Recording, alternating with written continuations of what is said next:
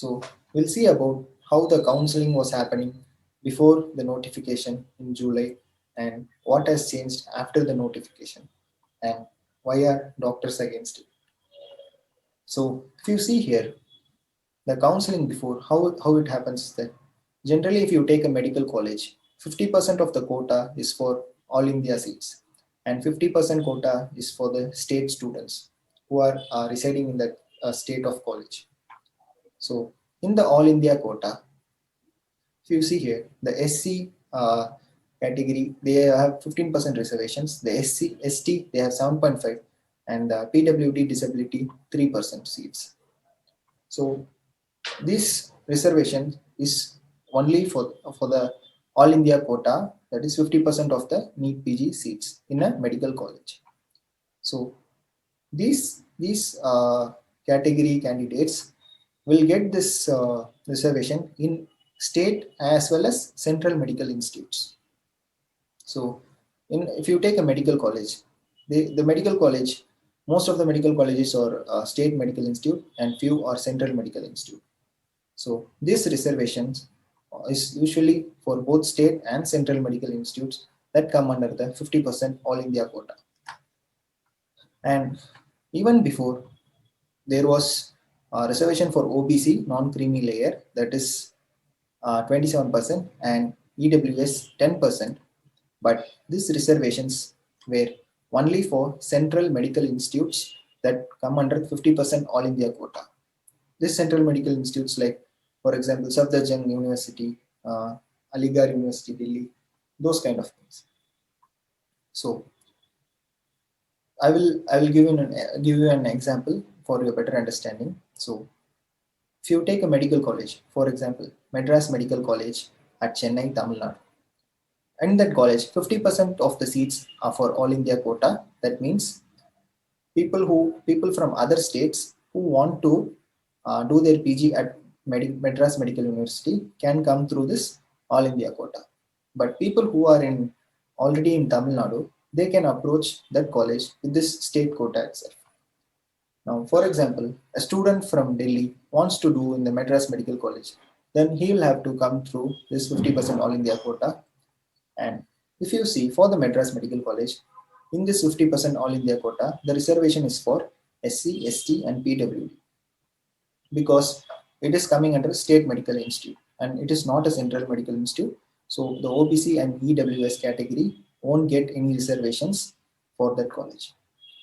But if you take Safdarjung College, for example, which is a central medical institute, in that 50% all India quota, SC, ST, and PWD will have their reservations, as well as OBC and EWS will have their reservations because it is a central medical institute.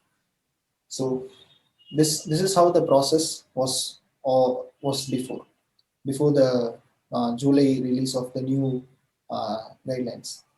So after they released, what has changed is that if you see now, if you take a medical college, 50% in the 50% all India quota, the SC, ST, PWD were included previously for both state and central medical institute. But now what have they done is they've included the OBC as well as EWS in the state and central medical institutes also. So as I said before, for example, in Madras Medical College, so previously the reservations were only for SC, ST, and PWD. But now after this release of the new guidelines, even OBC and EWS candidates can also have reservations in the Madras Medical College because it is a state medical institute. So previously OBC and EWS were having reservations only for central medical institutes, but now they can have reservations even for the state medical institutes that is coming under this 50% all India quota. Now if you see here, almost 65% seats are reserved. So what do the general category or the unreserved category will have? So if you see the unreserved category, people forward class and OBC candidates who do not come under the non-creamy layer, all those people are included in this unreserved category, as well as SC, ST, PWD, and EWS. if these candidates cannot get seat in this SC, for example, SC candidate, if he cannot get a seat in this 50%, 15%, then he also has an option to approach the unreserved quota also. For example, in this exam, if you say SC students, SC candidates have done really well, and uh, for example, 30% of SC candidates have done really well. 15% will go into this reserve quota, and the rest of 15% will again compete in the unreserved category. So the unreserved category is for the general people, and as well as the OBC creamy layer people, as well as all the candidates whoever can apply in the unreserved category. This non-creamy layer, what does it mean is that, so people who have annual income of less than 8 lakhs will be coming under this non-creamy layer. So those people will only have this reservations. If their annual income is above 8 lakhs, then they cannot have this 27% reservations.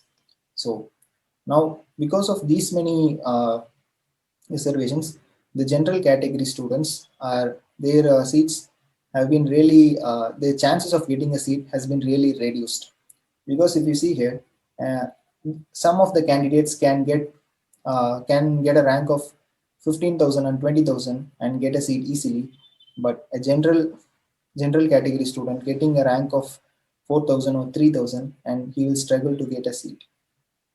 So this is quite being unfair. So